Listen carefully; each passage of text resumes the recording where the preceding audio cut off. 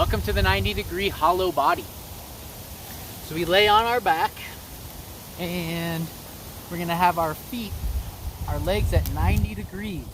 And we're gonna have our arms up and we're gonna push our hip, our lower core down into the mat or into the ground and keep pushing as hard as you can, creating as much tension as possible. Now, I like to actually put my hands on my abs so I can feel them working, especially in the lower abs.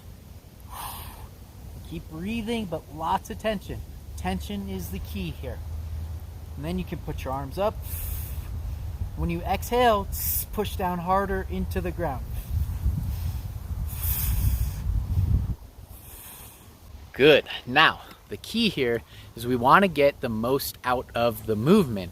So we're not just putting our feet in the air at 90 degrees.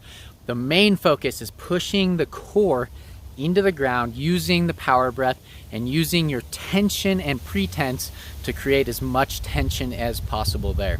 That's going to help you burn more calories faster and burn more fat faster, plus build the muscle that is going to do that while you're sleeping.